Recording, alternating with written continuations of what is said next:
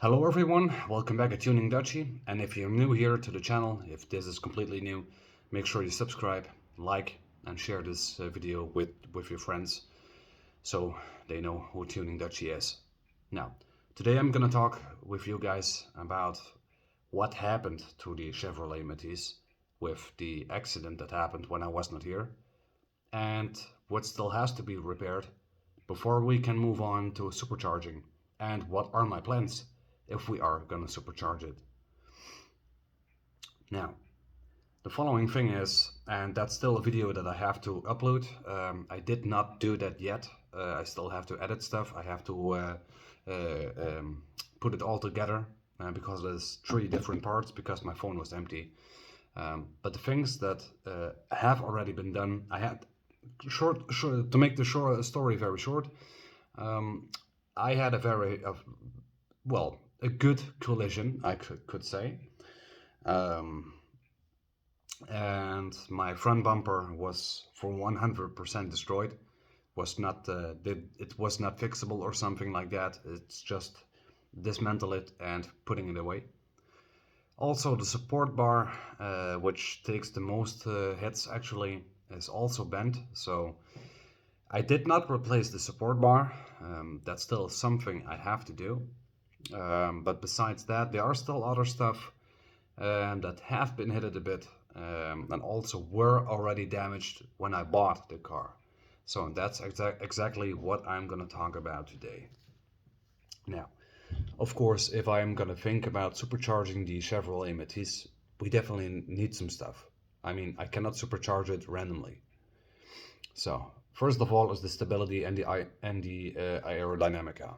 Now, in order to increase the aerodynamica, I have to make the bottom side of the bumper back to make it fit again. So I need 3 or 4 plugs, which are a bigger size, and I have to connect that. Second thing of all is the support bar, which is bent for 50%, so it's actually no good anymore to hold any further collisions. It's almost hitting the radiator. You guys probably also are gonna see that if the video is gonna be uploaded. All of my, actually the front of my those plastic things which are in the wheelbase, which holds a lot of mud and will not come in the engine bay. Those are for 100% destroyed, especially on the passenger side. That one is gone completely. I was tightening it up with zip tires, also with original plugs, and on the way when I was driving 140, 160 kilometers an hour with a good girlfriend of mine, I heard a click and a second click, and then I got gone. So yeah, I was looking at it. I stopped at a gas station to get a good visual look, and yeah, that one's torn apart. So I could not dismantle it because I had not all the tools with me. Also, we were in a hurry, going to our best friend, actually. Both me and that good girlfriend of mine, we were going to our best friend, also a girl. But no further ado, that one was really destroyed, so I just crack it off so I could drive at least. On the driver's side, the plastic thing is already destroyed for 80%, so it's also ready for the trash can, and I'm trying to replace those. But now the part comes. If I want to replace the passenger side, no problem, no deal, it's nothing. But if I want to change the driver's side, it's going to be a big issue. Small issue, okay? Small, not big, because I just have to relocate things. Behind that plastic panel, I have my open air filter, which takes the cold air straight through the bumper. So I have to relocate it in order to make that fit again, and I don't want it to destroy it a second time. The other thing is, when that's done, I got the front actually completed, and we have to move to the back side, which is my left tail light, which still has to be repaired, which was my own fault. I hit the pole, didn't see it correctly, and boom. So yeah, together, that goes together also with the tail bumper. The tail bumper is not really damaged, but the stuff within it are damaged. So the little spots. So there's a red spot on the left and a white spot on the right. No, these are not brake lights or reverse lights. These are just actually dummies. So I don't really care about those dummies, but I do care about the visual look. And also the front is completely black and the rest is actually gray because of the sunshade and the damage that it did to it because of the UV lighting. Whenever that's done, I'm considering to make a second straight pipe to the passenger side, if that's possible. Depends on what the rules are here in the Netherlands. So I will have to look that up. But anyways, besides that, then everything should be ready and fixed. If that's done, no matter if the idle problem is solved or not, because it's still not solved yet, we have to get to get ourselves some good injectors. Okay, I can choose between two things. I can make a bigger injector, so instead of 78 grams per minute, or better yet, 78 cc's, I can go with 213 cc's, no problem. But I have to, well, make some changes in the timing. So I only can do that because I have a coil pack and not a distributor. I only can do that with ECU software, and it's not in my area. It's completely on the other side of the complete country, on the other side of the Netherlands. So I'm completely on the south, and they are completely up north. So that's going to be a big damn distance, and also a lot of money, which is quite obvious. So bigger injectors, that's nice, but we still need an intercooler and we need a supercharger to do that. Of course, some gauges and blow-off valve, but those are actually, well, obvious, right? Now, also here are two different things. I can go with an intercooler and a supercharger without changing yet the injectors. You might ask yourself why. It's actually very easy. Because with the supercharger, if that one is going to be placed before the intercooler, I might increase the RPMs of the supercharger because the intercooler needs air, 5 to 7 or 7 to 9 psi, before it can cool air off. So, no problem. If I increase the torque, if I increase the RPMs of the supercharger, it's not a big deal because I can turn it up and still it has not maximum flow into the engine. This might be common use if I have the 213s already in place and programmed. Then I can put the supercharger after the intercooler. So then I can put actually full boost in there. But that's not yet possible. So I try for now with stock injectors to be careful as possible, but still make some horsepower out of it. So this is a little bit the way of suching, but I can at least do some RPM changes on the supercharger. So this might be possible. Now, I have probably a 4-inch crank pulley, and I guess if I take maybe 3-inch, maybe 2-inch, I think 2-inch will also be possible. 2-inch supercharger pulley, I think I will still be able to get some horsepower out of the engine. And still, it's not getting extreme much boost. I think it's going to be reasonable because I need to deliver some PSI back. If I have an intercooler right here, okay, this is the intercooler, so intercooler here, supercharger here, and the piping has to go that way to the throttle body. So supercharger comes already here. After the injector change, it comes be after it, okay? So that's actually what I'm planning here. When that's done, it's gonna be fine. So, but now, if there are people that are asking before riding, are you doing anything about fuel delivery? Well, with this particular setup, no, not yet.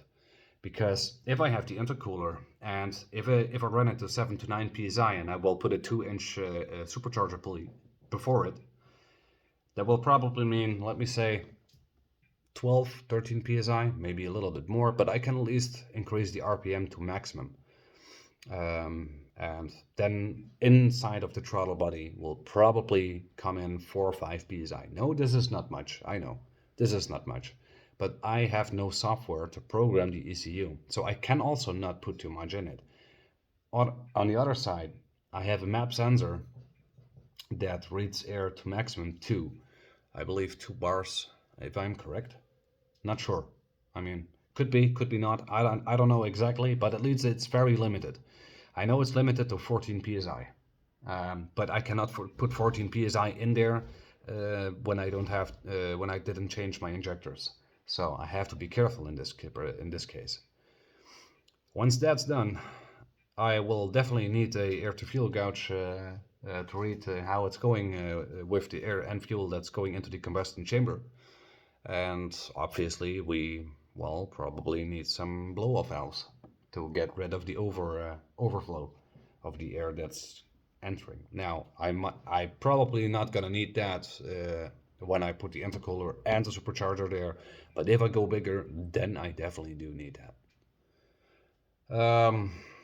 So that's actually the plans. It's quite chaos, I can tell you guys, because my life currently is actually, well, not, well, I cannot say not stable, but I have lots on the planning. Now, I have lots on the planning for the Chevrolet Matisse, thinking about tuning, thinking about meetings, and also today I was with a girl. She's the owner of a meeting here in the area. So these things are all possible.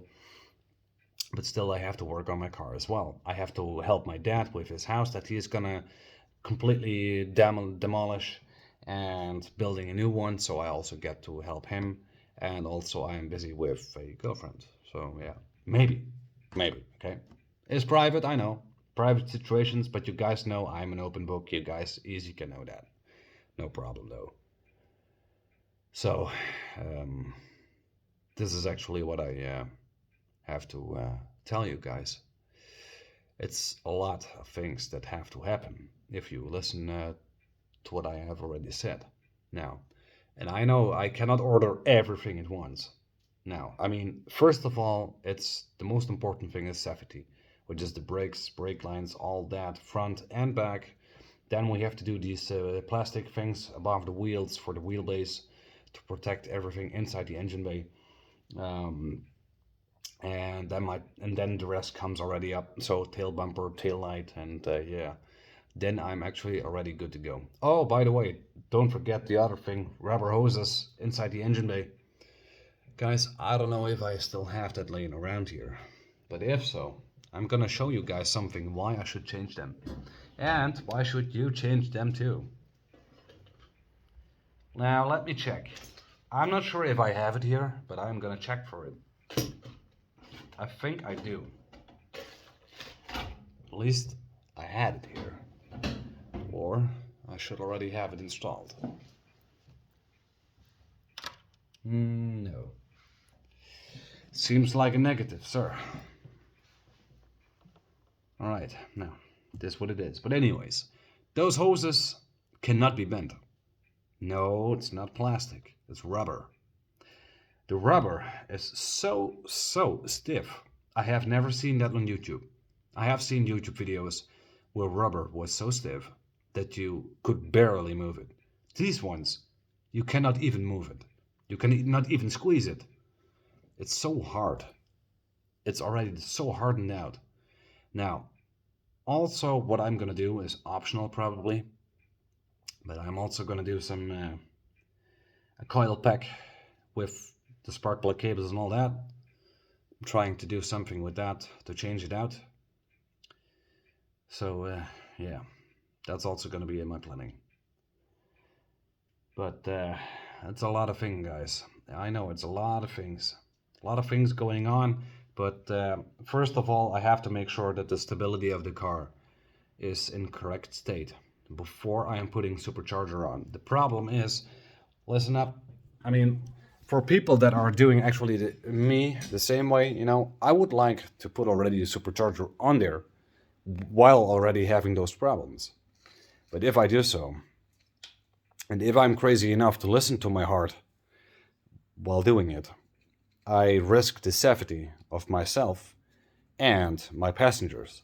Now, the safety for me is no deal. I mean, I don't I if I ever will die in my life because of drag racing or anything like that, I would be happy because I died because of a good reason, you know? But that's not something we are talking about now because that's negative. That's also not going to happen as long as I am on this world. Not as, well, sadly said, like Paul Walker. Yeah, I know. Maybe I should not talk about it. You're right. Anyways, but these things are most important. Safety of your passengers, okay? If you already did that, you did already the safety of the passengers, then it's correct. Then it's fine. Then it's good. Then you really are already straight ahead. Once that's done, then we can definitely move forward. And with moving forward, I mean with supercharging. Now I have two different options. I could get the AMR 300 or I could get the Eden TVS R410. Now it depends on what PSI boost I will get from the AMR 300 if I put it before the intercooler at this moment. If I will put maximum RPMs, which is 14k, and I see on the gauge that I only will get probably like 4 or 5, I might be able to buy the TVS R410 as well, because that one is delivering more power and will go above 20k RPM. I believe 22 or 24k RPMs. So that one will give me more boost as well. But this is something I have to figure out first. I will go with a, well, a little bit too low pulley, but better too low than too high. Because if I already put a very small pulley on there and I do it after the intercooler and it says boom, then I don't have a car and then I have problems, and that's not something I'm actually wanting at this moment. So, and still we have also to do things on my exhaust. So, yeah. Anyways, guys, this was actually it. It was a very large video, but this is all information that I currently have for you guys. I'm still also busy with my private situations, so how things are going in my circle. And as I already said, it's quite chaos, especially with the carnival days, because it's almost Rio de Janeiro. Really, people are partying like crazy, but not me. No, I will party with my car. So yeah. Anyways, guys, this was Tuning Dutchy. I hope you enjoyed the content. Make sure you subscribe to the channel if you're new here. Make sure you like this video, because I mean, why not subscribing anyway before ending this video, you know? I mean, supercharging a very tiny car, which is not a lot of data off, could be quite interesting. So yeah, I mean, also I think personally the sound of the car that it's making is very unique. It's not something I have heard before. And yeah, I mean, I think the world should hear it, right? That's the reason why I think you guys definitely should subscribe. A good, valid reason, and not just thinking subscribe, you know, like most people do. But anyways, no matter how, I mean, I would like to, and you guys will definitely motivate me. The more subscribers, the more motivation, the more videos we will get. And once it's that far, with 1,000 subscribers and 4,000 watch hours, we can move on with merchandise, which I already promised before. Lots of videos back, but I promised that. And that's something we're definitely gonna do. Anyways, guys, I'm gonna hang up. My eyes are a little bit hanging at this moment, so I'm gonna make myself ready to go to bed. And I hope to see you guys in the next time. I'm gonna see if I can upload the video. And guys, this was Tuning Dutchy. I see you guys in the next video. Thanks for watching. See you guys then.